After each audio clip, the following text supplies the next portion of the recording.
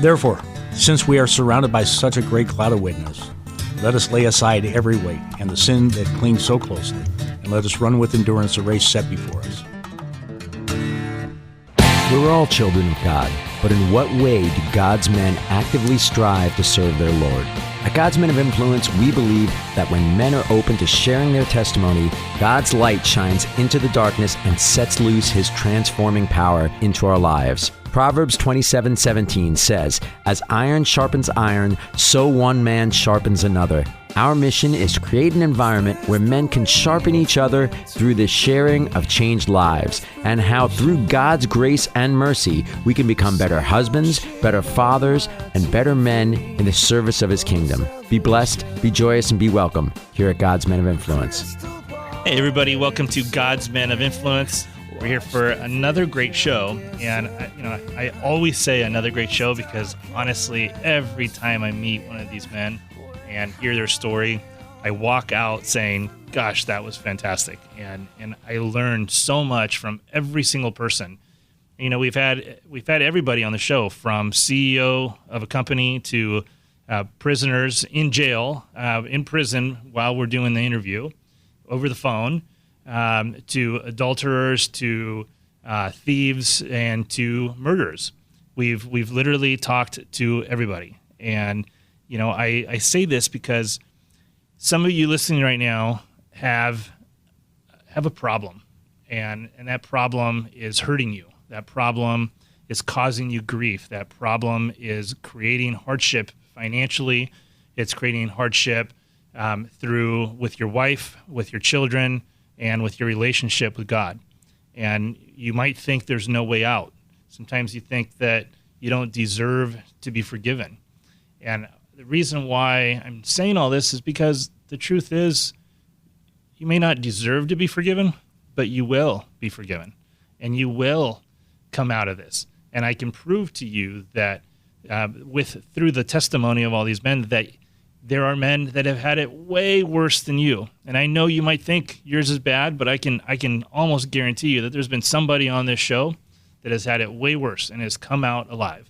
And the one common denominator that all of these men have is that at some point, knowingly or not, sometimes it was an actual moment where they dropped to their knees and they said, "I'm sorry, I love you, I surrender, you're in charge." Others didn't even know it happened, but it just kind of happened. And that's the one common denominator with all these men that I've noticed, that at some point they all drop to their knees and surrender. And that's when life finally changes. So without further ado, I'm going to bring on our guest today. His name is David Kamashin. Welcome to the show, David. Thank you. And David's got a great story. I'm not going to let it all out of the bag, but I'm going to tell you two words: homeless and prison. Yes. And then the rest, you'll have to wait and hear the story. But David, the first question I ask everybody is, are you ready to be exposed? I am. Awesome. So let's start with what your favorite verse is and why. My favorite verse is Hebrews 12, 1 and 2. Therefore, since we are surrounded by such a great cloud of witnesses, let us lay aside every weight and the sin that clings so closely, and let us run with endurance the race set before us, looking to Jesus, the founder and perfecter of our faith, who for the joy set before him endured the cross, despising the shame, and is seated at the right hand of the throne of God. And one of the reasons why it's my favorite verse is every single follower of Jesus sitting in church Sunday morning is in recovery. I think the biblical definition of recovery is recovering that relationship with God that we were created for in the first place, and to get rid of anything that gets in the way. So for me, alcoholism, drug addiction, pornography, lust, definitely sins. But sometimes our work, our family, even our ministry can be an obstacle that needs to be put aside so that we keep our eyes on Christ. So in that, we're all in the same boat. We're all broken. We are. We are all broken, no matter how much we think we may have fixed ourselves. We're continued to be broken. I think that'll happen until the very end. What would you say your biggest weakness is as a Christian? Anger. I mean, I still deal with some lust and whatnot, but anger is the main thing because what comes out of my mouth, people know I'm a Christian because it's hard for me to keep quiet about it. But at times of anger, what comes out of my mouth is not edifying to God or to the people I'm around. And it's that thorn that I continue to drives me to the cross and reminds me that I have not arrived, and just invite another guy to walk with me.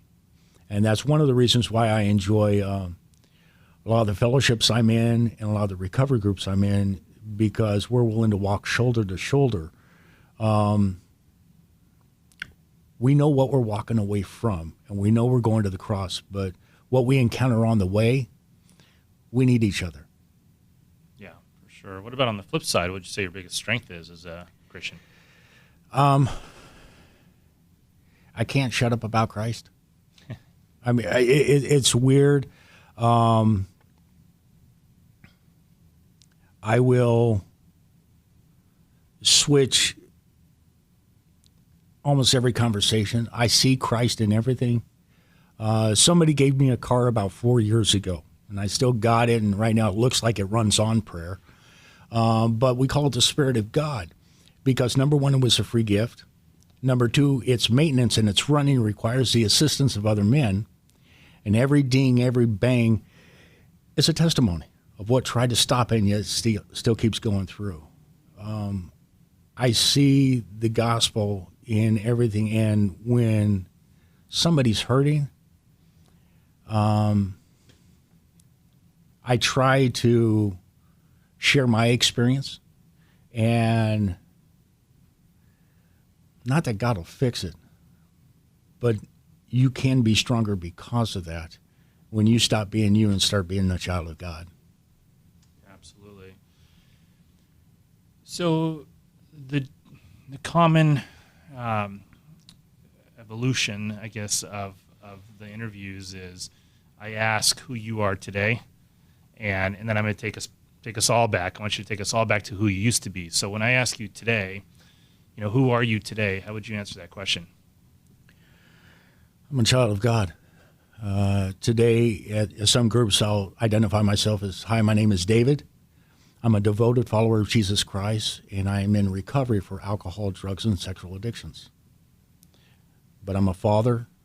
Lord has brought me to found a ministry, and I'm a missionary in the city of Stanton. What is your ministry? My ministry is called Radical Recovery Ministries. It started as a men's recovery group, a Bible study format, and kind of evolved into what can we do to assist other recovery groups, secular or otherwise, as a way to get our foot into the door and share the gospel, as well as how can we minister in a radical way to people who need the gospel but aren't trapped in the bondage of addictions. How long has it been up and running? Actually started it when I was homeless. We're officially a 501c3 as of February last year. Oh, cool. Congratulations. Thank you. Okay, so now let's go back a little bit. We know you were homeless. The question is, and you can either lead up to it or just go right to it, but the question is have you ever had a dark time in your life? Yeah. I grew up in a Christian home, but it was what I would call hyper-Pentecostal, very legalistic. And my interaction with my dad is basically based on discipline. I spent a lot of time by myself in my room and invented friends and just to get by. I didn't have that much self-esteem in school, never dated because I would reject me before anybody else had a chance. I joined the Navy because I got tired of my dad telling me what to do and found out I don't make the best decisions while drunk. But pornography was real big at the beginning of, I want to say around 9, 10 years old.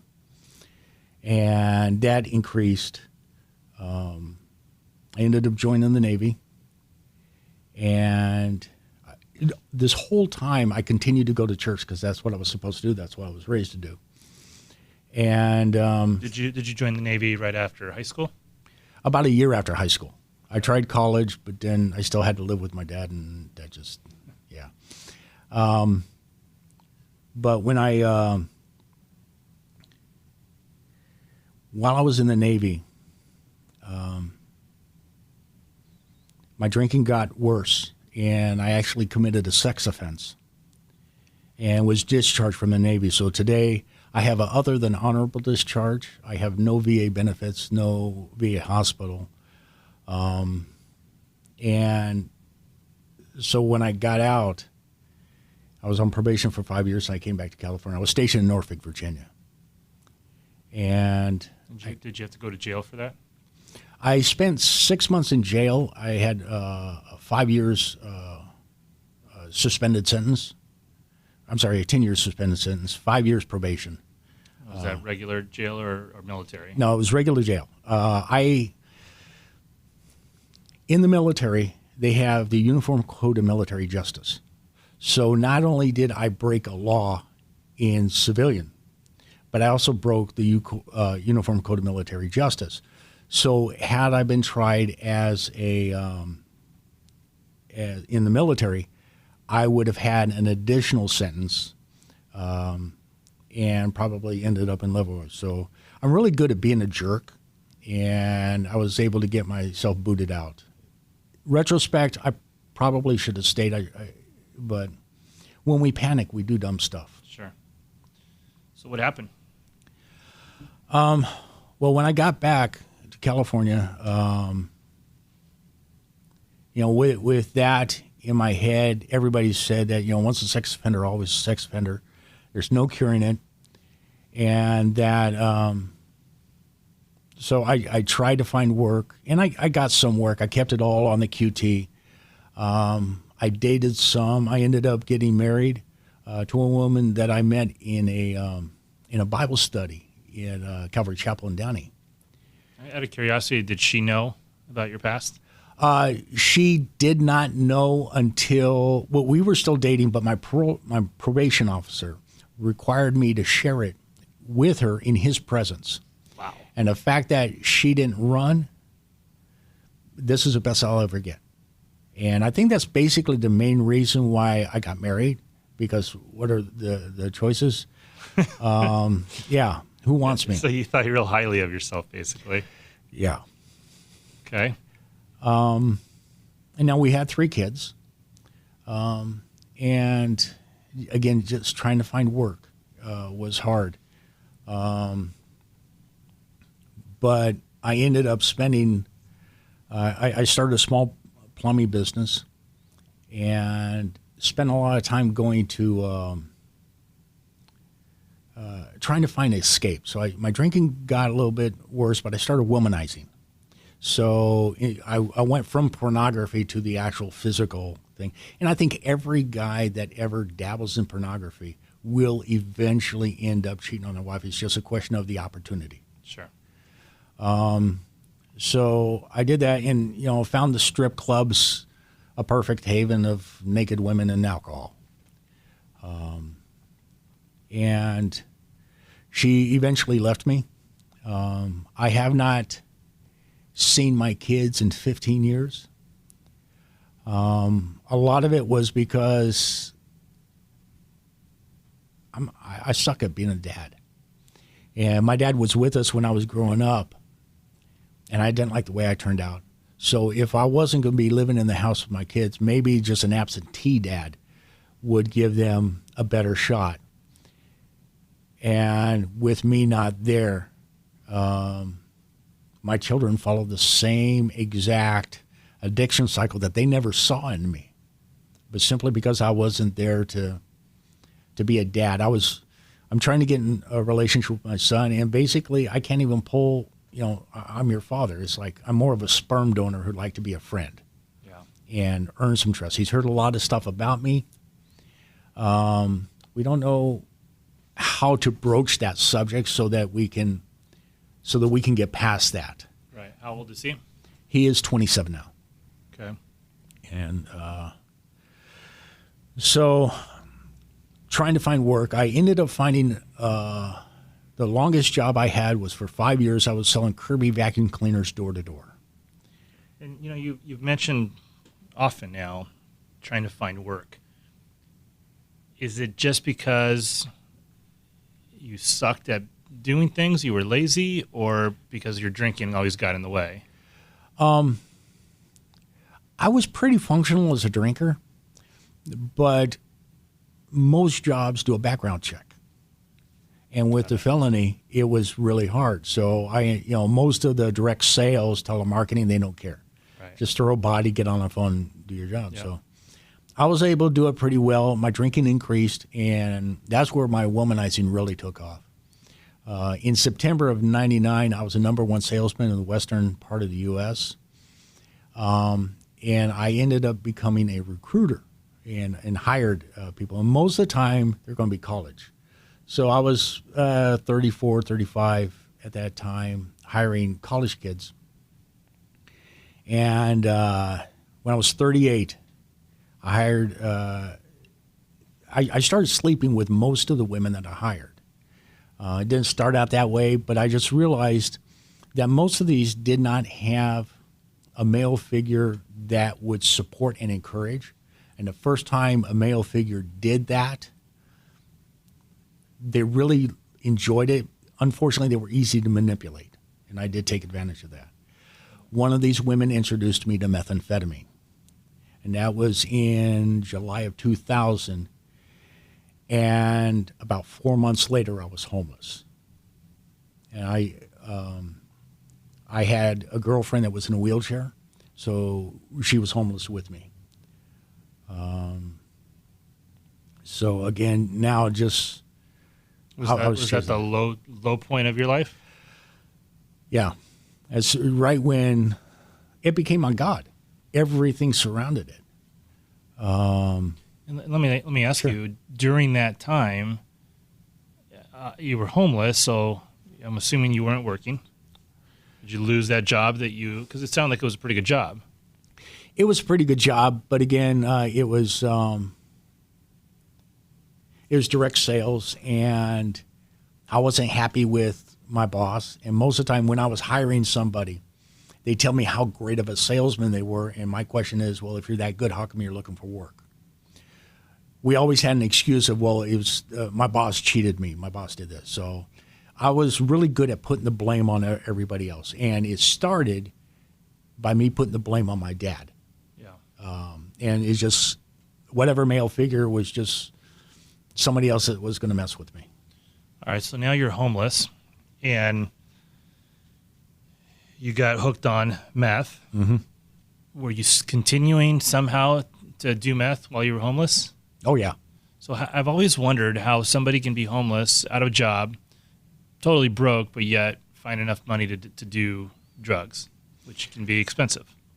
That's when theft comes into place. And that's one of the reasons why where the homeless congregate, crime goes up.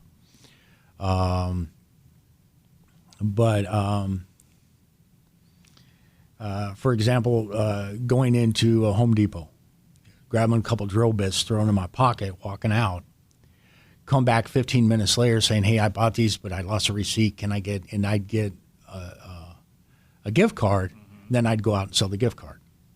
Got it. So there's always, and I got really good with selling, with recycling as well.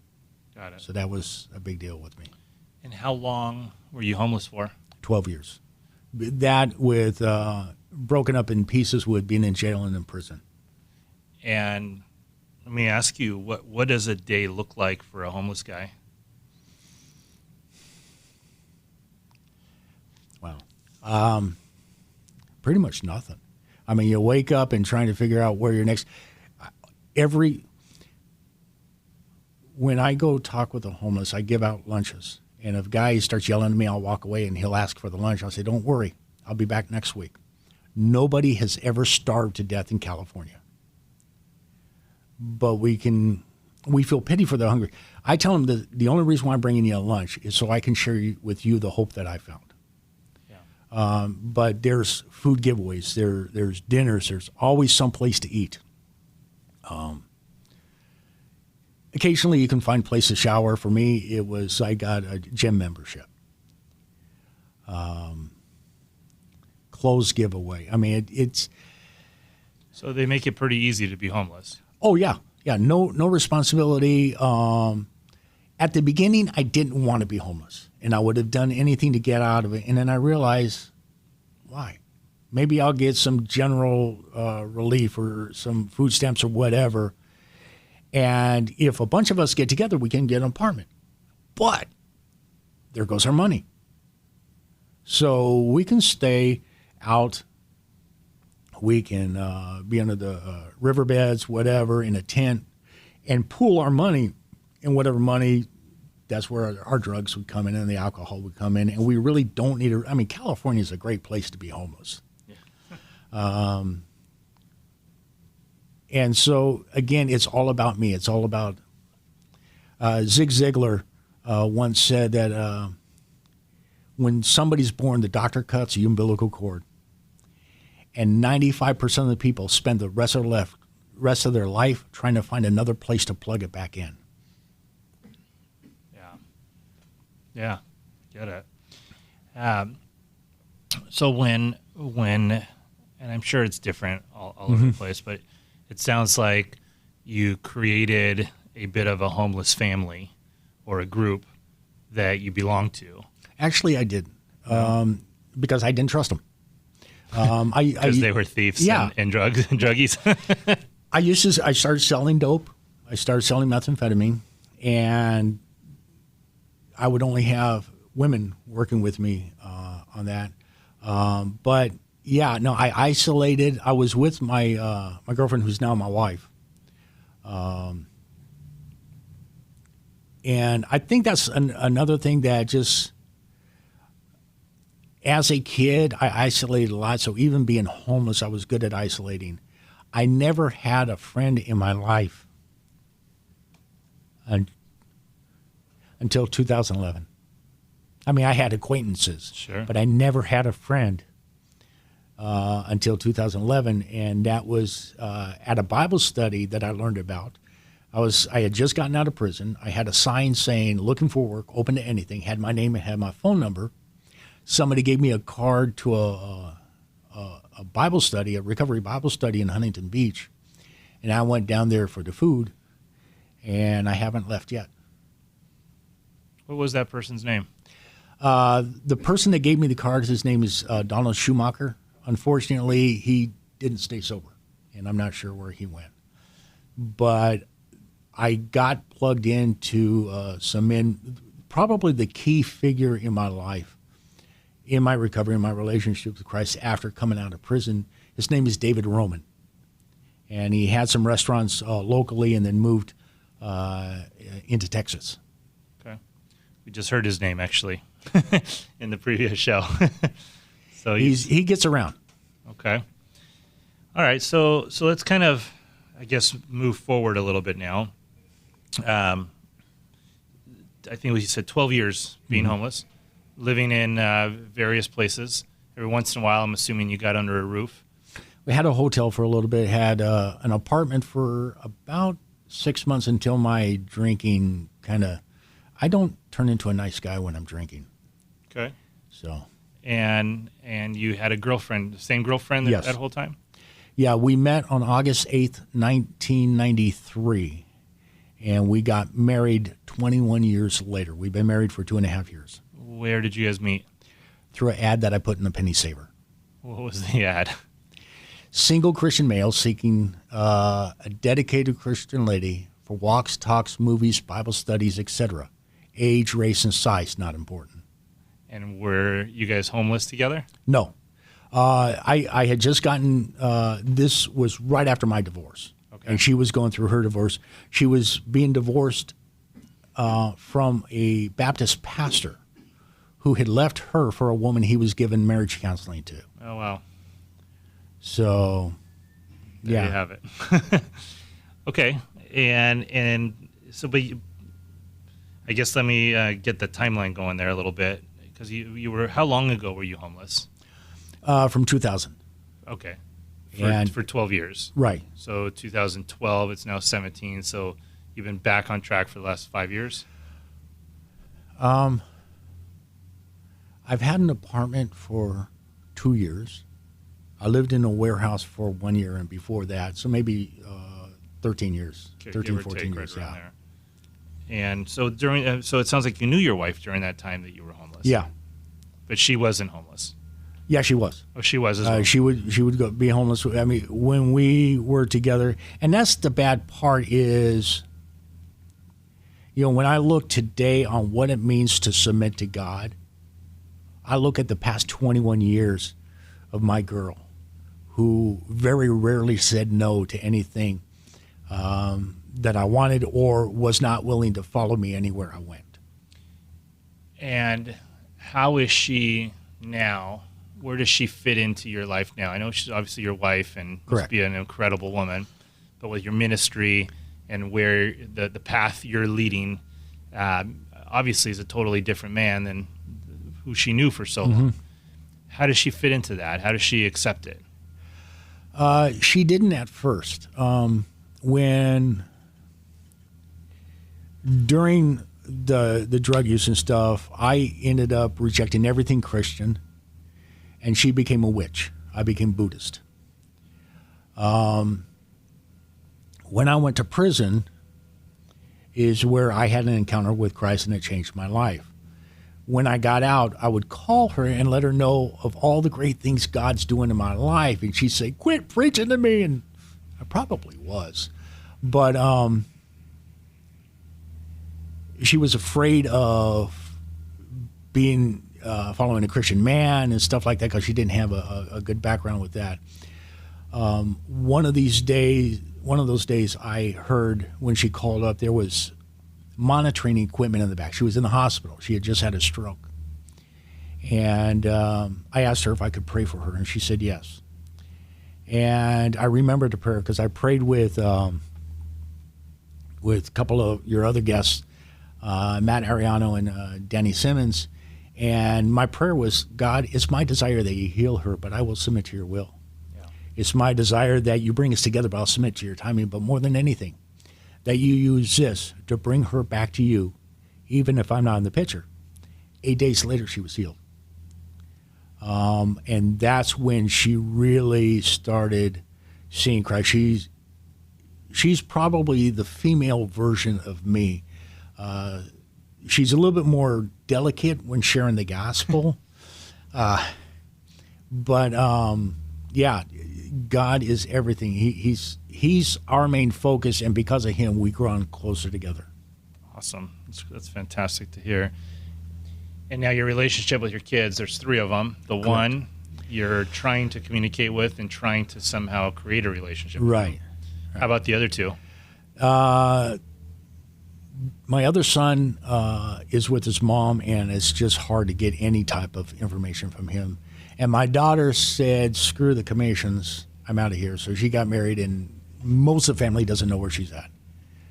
But from what we understand, she's doing pretty well. She lives in San Diego. Okay. Out of curiosity, have you ever apologized to your ex-wife? I'm working on the courage on that. I have forgiven her, and I wanted to, but I didn't. If I broached that subject, would it cause a lot of resentment and bitterness? Would it open up wounds? So I'm asking God to open the doors. Matter of fact, with all the women I've taken advantage of, I wanted to go back and say I'm sorry. Yeah. But how do you walk in 12 years later, somebody who's forgotten, has gotten past that, just so I can check them off a list?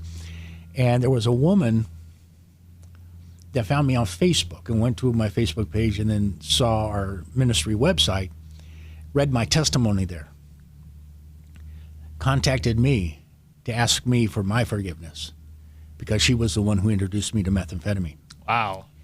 And so God, in his time, in his way, he does it. It's just, okay, God, you open the door, I will go through.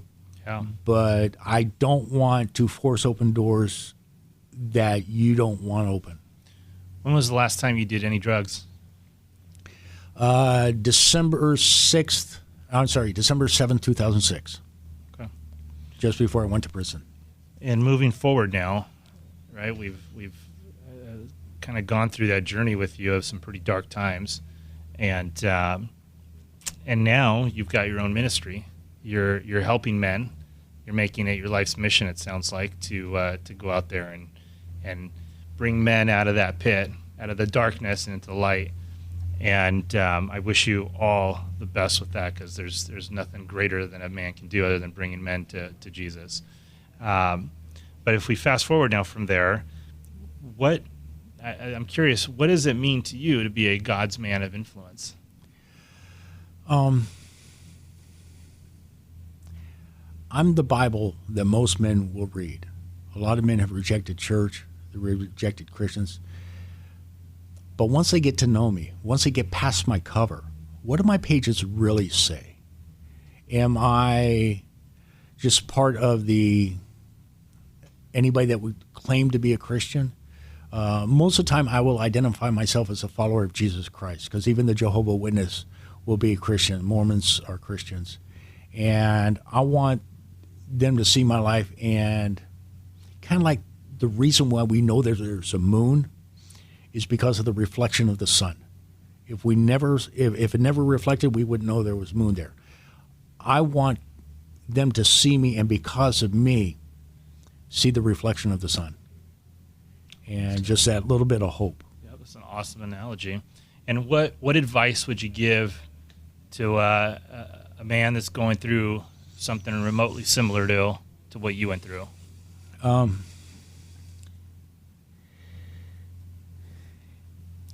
I do Jesus the way I did meth.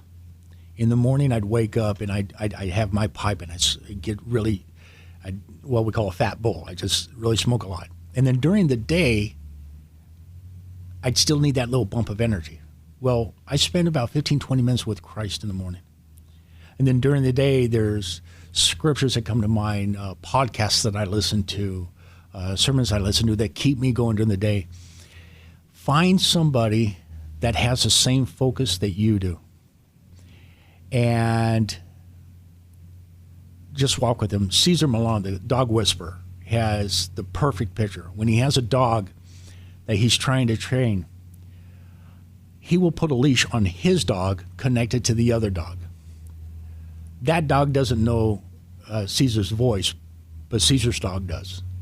And so when that dog follows Caesar's commands, this dog just gets dragged along. And eventually he starts recognizing the voice and starts recognizing the commands. So instead of being dragged, now he walks next to him, and then that leash will go to another dog. So it's like when Paul says, imitate me as I imitate Christ. Find somebody that you're connected to who's at a spot where you want to be, and follow what they say. Somebody wants to, when I talk to homeless and people, they want to get what I've got. And the only way I know how to do it is to do what I did. Yeah. And I griped a lot. One of the guys was, you're telling me to do this, and I don't. But he was where I wanted to question him on some stuff. But I wasn't in a position to where he was yet. And just simply because I kept putting one foot in front of another, even when it didn't seem logically a reason to do so, you follow with blind faith and just hang on to the guy and don't let him go. And last question. Is there a book that you would recommend to the listeners? There's a couple books. The first book that really got me was Crazy Love by Francis Chan, and then Radical by David Platt, which is actually the reason why radical recovery is called radical. But David Platt had a follow-up book called Follow Me, and what it means to, as a Christ follower, to take it deeper. desiring God, finding all your pleasure, all your satisfaction, all your hope. I love his term of Christian hedonism. Just seek pleasure in God, and he'll provide everything else.